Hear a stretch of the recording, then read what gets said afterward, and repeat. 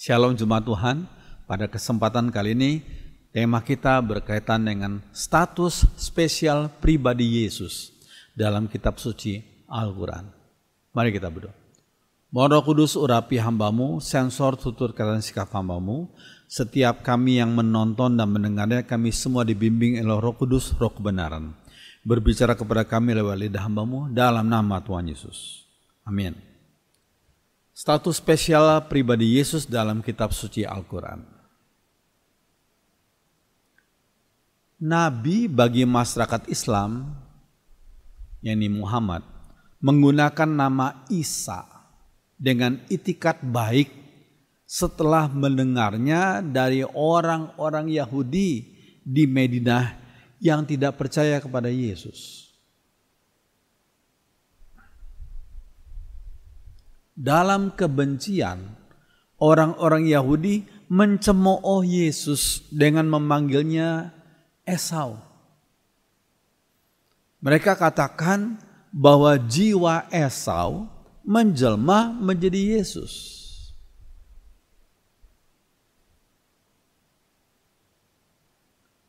Kemungkinan Nabi Muhammad mengambil saja nama tersebut dan menggunakannya untuk Yesus. Sehingga dalam Al-Quran ditulis selalu Isa Al-Masih. Ya. Tanpa menyadari latar belakang penghinaan yang diajukan oleh orang Yahudi itu. Ya, ini sekali lagi kemungkinan. Ya. Oke, kita lanjutkan. Nah, beberapa ayat tentang Isa Al-Masih yang tertulis dalam kitab suci Al-Quran itu. Yang pertama adalah tentang konsepsi yang ajaib. Lihat Quran surah 66 At-Tahrim ayat 12. Dan ingatlah Maryam putri Imran yang memelihara kehormatannya. Maka kami tiupkan ke dalam rahimnya sebagian dari roh ciptaan kami. Kata kami di sini menunjuk pada diri Allah. Ya. Dan dia membenarkan kalimat Tuhannya dan kitab-kitabnya, dan adalah dia termasuk orang-orang yang taat. Itu tentang konsepsi yang ajaib. Ya. Iya, kita bisa bandingkan dengan kitab suci Kristen di dalam Lukas pasal 1 ayat 34 sampai 35. Kata Maria kepada malaikat Gabriel itu ya, bagaimana hal itu mungkin terjadi? Karena aku belum bersuami, itu karena kata Maria ya. Jawab malaikat itu kepadanya, Roh Kudus akan turun atasmu. Dan kuasa Allah yang Maha Tinggi akan menaungi engkau. Sebab itu anak yang akan kau lahirkan itu akan disebut Kudus Anak Allah. Kudus Anak Allah. Ya, ia yaitu Jibril dalam Qurannya berkata, sesungguhnya aku ini hanyalah seorang utusan Tuhanmu untuk memberimu seorang anak laki-laki yang suci. Ini berkaitan dengan kelahiran Isa Al-Masih ya. Anak laki-laki yang suci. Maryam berkata, bagaimana akan ada bagiku seorang anak laki-laki, sedang tidak pernah seorang manusia pun menyentuhku, dan aku bukan seorang pezina. Lihat dalam Quran surah 19, surat Maryam ayat 19 sampai 20. Nah, kita bisa bandingkan dengan Injil Lukas 1 ayat 35. Jawab malaikat itu kepadanya, malaikat Gabriel ya. Roh Kudus akan turun atasmu dan kuasa Allah yang Maha Tinggi akan menaungi engkau. Ini perkataan malaikat kepada Maria ya. Sebab itu anak yang akan kau lahirkan itu akan disebut kudus anak Allah, kudus anak Allah.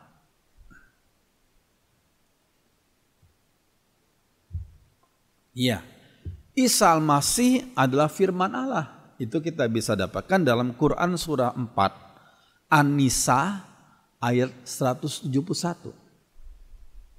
Sesungguhnya Al-Masih Isa putra Maryam itu adalah utusan Allah dan yang terjadi dengan kalimatnya yang disampaikannya kepada Maryam dan dengan tiupan rohnya pakai huruf besar ya, daripadanya.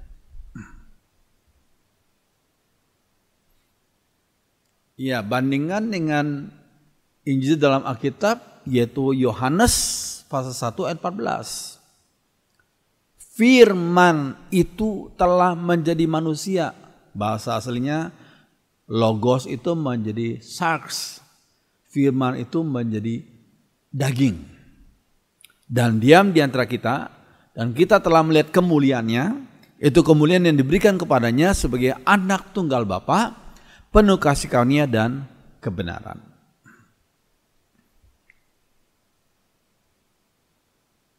Ya, menurut Islam, Isa Al-Masih adalah seorang dari 6 nabi yang masing-masing memiliki gelar istimewa. Siapakah 6 nabi itu yang punya gelar istimewa? Ya. Nabi Adam disebut oleh mereka sebagai yang dipilih Allah. Kemudian Nabi Nuh disebut sebagai pengkhotbah untuk Allah. Nabi Abraham mereka sebut sebagai sahabatnya Allah. Nabi Musa disebut sebagai juru bicara Allah. Nah, yang kelima dan keenam, Isa Al-Masih disebut sebagai sang kalimatnya Allah, sang kalimatnya Allah. Kalau orang Kristen menyebutnya sebagai sang firman Allah. Sedangkan Nabi orang Islam adalah Muhammad, ya, disebut sebagai rasulnya Allah.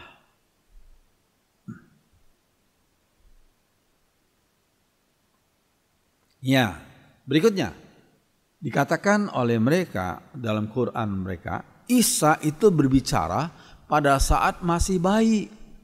Lihat Quran surah 19 Maryam ayat 29 sampai 30. Maka Maryam menunjuk pada anaknya. Mereka berkata, bagaimana kami akan berbicara dengan anak kecil yang masih dalam ayunan. Anak kecil masih dalam ayunan, berarti masih bayi.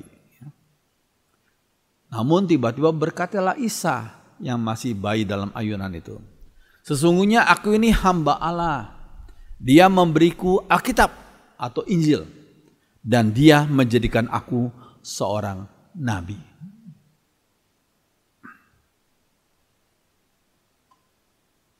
Iya. Berikutnya, Isa itu melakukan mujizat-mujizat. Lihat Quran surah 3 Ali Imran ayat 49. Sesungguhnya aku telah datang kepadamu dengan membawa sesuatu tanda atau mujizat dari Tuhanmu, yaitu aku membuat untuk kamu dari tanah sebagai bentuk burung. Kemudian aku meniupnya, maka ia menjadi seekor burung. Ini mujizat ya, dengan seizin Allah. Dan aku menyembuhkan orang yang buta sejak dari lahirnya. Dan orang yang berpenyakit sopak itu artinya penyakit kulit ya. Dan aku menghidupkan orang mati dengan seizin Allah. Sesungguhnya pada yang demikian itu adalah satu tanda kebenaran kerasulanku bagimu. Itu menurut Quran surah 3 Ali Imran 49.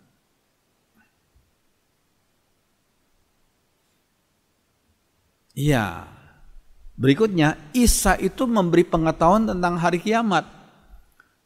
Lihat dalam Quran surah 43 Az-Zukhruf ayat 61.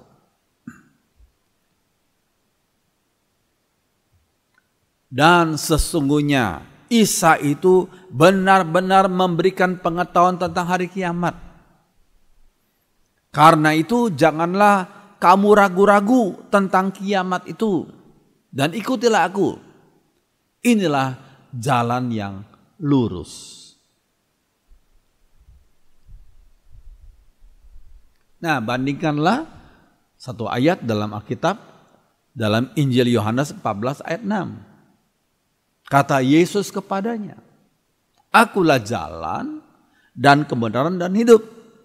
Tidak ada seorang pun yang datang kepada Bapa kalau tidak melalui aku."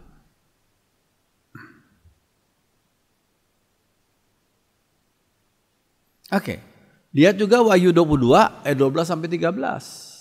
Ya, Yesus berkata, "Sesungguhnya aku datang segera dan aku membawa upahku untuk membalaskan kepada setiap orang menurut perbuatannya. Aku adalah Alfa dan Omega." Alfa itu huruf pertama dalam abjad Yunani, Omega adalah huruf terakhir dalam abjad Yunani. Aku adalah Alfa dan Omega, yang pertama dan yang terkemudian, yang awal dan yang akhir.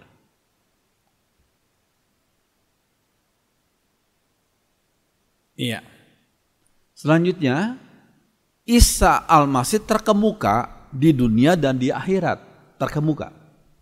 Lihat Quran surah 3, Ali Imran ayat 45. Ingatlah ketika malaikat berkata, "Hai Maryam, sesungguhnya Allah menggembirakan kamu dengan kelahiran seorang putra yang diciptakan dengan kalimat yang datang daripadanya. Namanya Al-Masih, Isa putra Maryam. Seorang terkemuka di dunia dan di akhirat." Terkemuka di dunia dan di akhirat. Dan salah seorang di antara orang-orang yang didekatkan kepada Allah.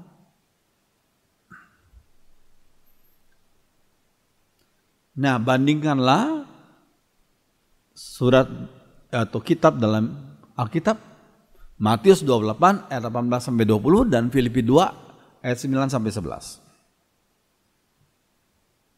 Matius 28. Yesus mendekati mereka, ini menjelang Yesus naik kembali ke surga ya. Yesus mendekati mereka, itu para muridnya, dan berkata, "Kepadaku telah diberikan segala kuasa di surga dan di bumi. Karena itu pergilah, jadikanlah semua bangsa muridku, dan baptislah mereka dalam nama Bapa dan Anak dan Roh Kudus. Dan ajarlah mereka melakukan segala sesuatu yang telah kuperintahkan kepadamu. Dan ketahuilah, aku menyertai kamu senantiasa sampai kepada akhir zaman."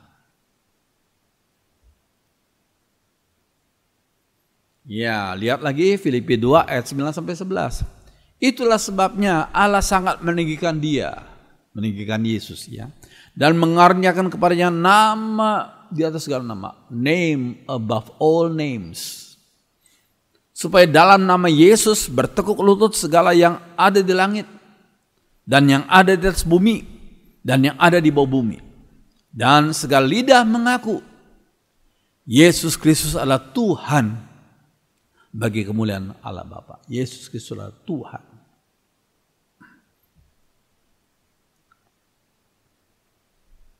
Iya. Nah, selanjutnya dikatakan pengikut Isa Al-Masih di atas orang-orang kafir. Dikatakan ayatnya bagaimana? Ingatlah tatkala Allah berfirman, "Hai Isa, sesungguhnya aku akan mewafatkanmu dan mengangkatmu kepadaku dan akan menyucikan engkau dari orang-orang kafir dan menjadikan orang-orang yang mengikutimu di atas mereka yang kafir hingga hari kiamat." Perhatikan huruf merah.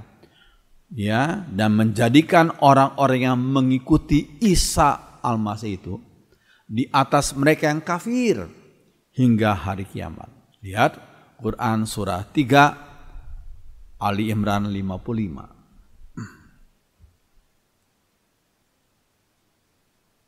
Ya, bandingkan dengan kitab Injil Lukas ayat 31 sampai 32. Tetapi carilah kerajaannya, maka semuanya itu akan ditambahkan juga kepadamu. Jangan takut, hai kamu kawanan kecil, karena Bapakmu yang percaya pada Bapa dari orang-orang yang percaya pada Yesus ya. Karena Bapakmu telah berkenan memberikan kamu kerajaan itu, maksudnya kerajaan Allah itu. Ya. Bapakmu di surga telah berkenan memberikan kamu kerajaan Allah itu. Ya. Puji Tuhan. Iya. Kita perlu tahu juga doa setiap hari yang telah dikatakan oleh kaum muslim. Yang terus dikatakan juga ya setiap hari. Hanya Engkaulah yang kami sembah, dan hanya kepada Engkaulah kami mohon pertolongan. Tunjukilah kami jalan yang lurus. Quran surah 1 Al-Fatihah ayat 5-6. Tunjukilah kami jalan yang lurus. Nah, bandingkan Yohanes 14 ayat 6 dalam Alkitab. Yesus berkata, akulah jalan dan kebenaran dan hidup. Jalan. Dalam bahasa Yunaninya hohodos, ho aletheia, ho zoe. The way, the truth, and the life. Tidak ada seorang pun yang datang kepada Bapa kalau tidak melalui aku. Itu Yohanes 14 ayat 6.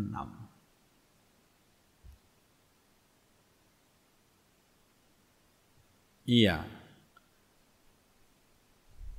Tidak menurut Taurat dan Injil, maka tidak dipandang beragama. Saya ulangnya. Tidak menurut Taurat dan Injil, maka tidak dipandang beragama. Lihat ayatnya. Katakanlah, hai ahli kitab, kamu tidak dipandang beragama sedikit pun hingga kamu menegakkan ajaran Taurat, Injil, dan apa-apa yang diturunkan kepadamu dari Tuhanmu. Ya. Kamu tidak dipandang beragama sedikit pun hingga kamu menegakkan ajaran Taurat dan Injil dan apa-apa yang diturunkan kepadamu dari Tuhan. Lihat Quran surah 5 Al-Maidah 68. Iya. Nah, kita melihat selanjutnya, Isa Al-Masih itu diberikan status yang sangat spesial. Ya. Isa putra Maryam yang terkemuka di dunia dan di akhirat. Lihat Quran surah 3 Ali Imran ayat 45. Dan di selanjutnya dikatakan Isa itu akan menjadi hakim yang adil, hakim yang adil. Demi Allah yang jiwaku di tangannya, sesungguhnya telah dekat masanya, Isa anak Maryam akan turun di tengah-tengah kamu. Dia akan menjadi hakim yang adil, hakim yang adil. Lihat hadits Sahih Muslim ayat nomor 127.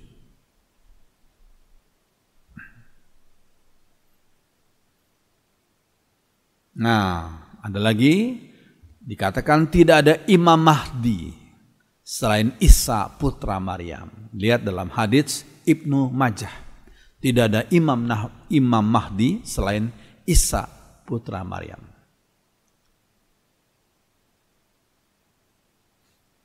Iya. Nah, kita membahas yang berikutnya. Yang biasanya disalahpahami oleh sebagian orang tentang doktrin Kristen yang biasanya disalahpahami oleh sebagian orang. Apa itu? Yang pertama, doktrin Yesus anak Allah. Karena sebagian orang menganggap Allah itu kok beranak ya. Maka diartikan oleh mereka dengan pengertian biologis. Nanti saya akan jelaskan. Ya. Yang kedua yang sering disalahpahami adalah Allah yang Tritunggal. Bagaimana menjelaskannya disalahpahami oleh mereka. Ya. Yang ketiga, penyangkalan akan kematian Yesus. Yesus nggak sungguh-sungguh mati kata mereka. Ya. Yang keempat, Yesus itu bukanlah Tuhan dan Allah. Ya, kata mereka. Ya. Iya, sekarang kita jelaskan. Ya. Yesus sebagai anak Allah yang tunggal itu bukan dalam pemahaman biologis. Itu bukan dalam pemahaman biologis. Namun bermakna apa? Kalau Yesus disebut sebagai anak Allah yang tunggal itu bermakna apa? Nah, yang pertama, istilah Yesus itu anak Allah yang tunggal. Istilah ini menyebut Sang Firman yang menjelma jadi manusia. Sang Firman, Logos, menjelma dalam bentuk daging. Itu lihat Yohanes 1 ayat 14. Yang kedua, istilah Yesus sebagai anak Allah yang tunggal itu berarti Yesus menyatakan siapa Allah sebenarnya, seperti seorang anak menyatakan siapa orang tuanya. Kami punya 2 anak laki-laki. Anak kami yang pertama namanya Melakai. Orang bilang, wah ini mirip sekali sama papanya. Mirip saya. Ya, kalau Yesus itu disebut sebagai anak Allah yang tunggal, itu menyatakan Yesus itu menyatakan siapa itu Allah sebenarnya, seperti seorang anak menyatakan siapa orang tuanya. Lihat Yohanes 14 ayat 9. Tentunya Allah itu roh adanya. Maka Yesus menyatakan sifat-sifat Allah yang sesungguhnya. Karena Allah itu roh adanya. Yesus datang ke dunia untuk menyatakan sifat-sifat Allah yang sesungguhnya. Ya, misalnya sifat Allah apa? Allah maha benar, Yesus hidupnya benar, gak berdosa. Allah maha suci, Allah maha kuasa. Yesus menyatakan kemahakuasaan Allah dalam hidupnya. Ya, Yesus Allah itu maha adil. Yesus menyatakan keadilan Allah dalam hidupnya dan seterusnya. Ya. Iya. Arti ketiga, makna ketiga, dia yaitu Yesus mewarisi semua kuasa di bumi dan di surga.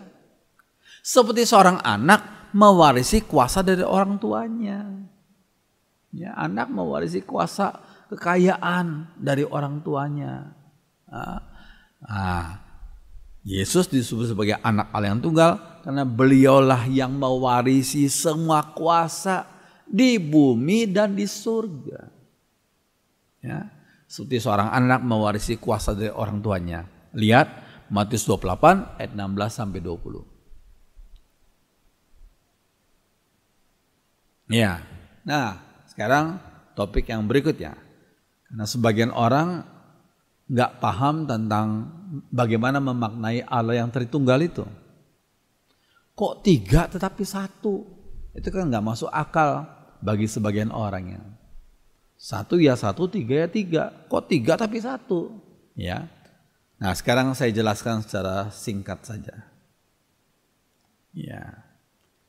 Analoginya, persamaannya bukan 1 tambah 1 tambah 1. Kalau 1 tambah 1 tambah 1 ya sama dengan 3. Bukan 1 tambah 1 tambah 1 sama dengan 1. Kan nggak mungkin toh. Namun kita lihat yang berikutnya. Ya. Tapi analoginya adalah seperti gini, tak terhingga, ya seperti S terbalik itu, tak terhingga, Allah Bapa tak terhingga, Allah Anak juga tak terhingga, Allah Roh Kudus juga tak terhingga, tambah tak terhingga, bukan 3 tak terhingga, bukan 3 tak terhingga, tetapi tidak terhingga atau sebagian orang menyebutnya tak terdefinisikan. Allah Sang Pencipta memang nggak bisa kita definisikan. Ya, bahwa Allah itu pencipta segalanya. Ya. Oke. Selanjutnya, sebagian orang mempertanyakan apakah Yesus sungguh-sungguh mati ya? Ya, kalau kita mempelajari sejarah, maka kita bisa dapati fakta. Kematian Yesus itu sungguh-sungguh bersifat sejarah. History. Sebelum agama Islam muncul abad ke-7 Masehi ya, nggak ada orang yang menyangkali kematian Yesus. Nggak ada orang yang menyangkali kematian Yesus. Ya.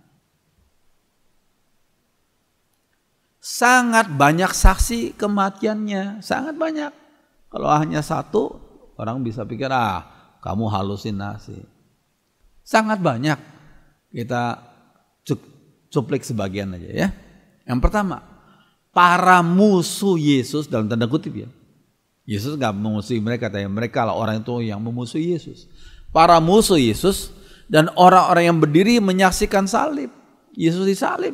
Terlalu banyak orang berdiri menyaksikan Yesus yang disalib. Lihat Markus 15 ayat 33 sampai 39. Menyaksikan bahwa Yesus sungguh-sungguh mati disalib. Ya, yang kedua, saksi kedua kematian Yesus adalah kepala pasukan dan para prajurit. Lihat Yohanes 19 ayat 32 sampai 33, Markus 15 ayat 39. Kepala pasukan dan para prajurit.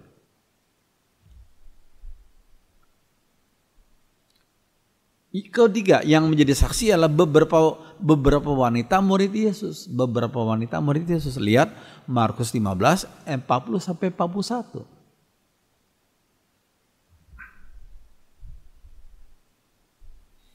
Yang keempat yang menjadi saksi adalah Yusuf Arimatea dan Nikodemus. Mereka adalah dua orang anggota Sanhedrin, mahkamah agama Yahudi waktu itu, yang terima Yesus, percaya Yesus sebagai juru selamat. Ya. Lihat Markus 15 ayat 42 sampai 47. Mereka lah yang menurunkan Yesus, mayat Yesus dari atas salib itu, dan menaruh mayat Yesus di kuburan yang mereka sudah sediakan. Ya. Yang kelima, siapa akan menjadi saksi? Ke-11 muridnya. Mereka lah yang melihat tangan dan lambung Yesus itu. Lihat Yohanes 20 ayat 20 dan 27. Ke-11 muridnya. Lihat tangan yang sudah pernah dipaku, ya, kena paku itu. Kemudian lambung yang pernah ditusuk dengan tombak itu. Mereka lihat. Nah, yang keenam, kepada Yohanes pada masa tuanya ketika Yohanes menerima surat wahyu, surat terakhir itu. Lihat Wahyu 1 ayat 18. Yohanes melihat Yesus sungguh-sungguh bangkit dan menyatakan diri, memberikan wahyunya kepada Yohanes, Rasul Yohanes. Ya. Rasul yang terakhir. Ya, terakhir, yang lain rasul yang lain sudah dipanggil Tuhan, ada yang banyak dari mereka yang mati martir, tapi hanya Yohanes yang pernah dianiaya tapi Tuhan gak izinkan dia meninggal dunia karena aniaya, tapi Tuhan memberikan dia umur panjang sampai dia dibuang di Pulau Patmos waktu itu. Ya, dan lain-lain, ada banyak lagi, tapi saya tidak perlu sebutkan yang lainnya, cukup 6 aja. Ya. Oke. Nah, saya akan kutip kesaksian daripada sejarawan non-Kristen, tapi orang Yahudi, abad pertama Masehi, yang bernama Flavius Josephus. Flavius Josephus ini apa? Dia seorang sejarawan non-Kristen, maksudnya sejarawan non-Kristen ya, dari Yahudi abad pertama. Nah, dia katakan ini, saya terjemahkan dalam bahasa Indonesia. Sekarang kira-kira waktu ini Yesus seorang yang bijak karena dia telah lakukan karya-karya yang ajaib, maksudnya mujizatnya. Seorang guru dari orang-orang yang menerima kebenaran dengan sukahati. Dia menarik banyak orang Yahudi dan non-Yahudi. Dia adalah Kristus. Dan saat Pilatus atas anjuran orang-orang penting di antara kami telah menghukumnya, itu menghukum Yesus di kayu salib. Ini kesaksian daripada Flavius Josephus. Mereka yang mengasihinya sejak semula tidak meninggalkan Yesus. Walaupun Yesus sungguh-sungguh dipaku, dihukum di kayu salib sampai mati. Ya. Karena dia bangkit ya, dan menampakkan diri kepada mereka, pada murid-muridnya. Dan hidup kembali pada hari ketiga, dikatakan. Pada hari ketiga. Seperti yang dinubuatkan oleh para nabi. Dan puluhan ribu hal-hal ajaib lainnya tentang dia. Oh banyak, puluhan ribu katanya. Mujizat-mujizat yang pernah Yesus lakukan. Dan umat Kristen yang dinamai dari namanya. Kristen itu artinya pengikut Kristus ya. Tidak musnah hingga saat ini. Ini ungkapan daripada Flavius Josephus, seorang sejarawan non-Kristen tapi orang Yahudi, abad pertama Masehi.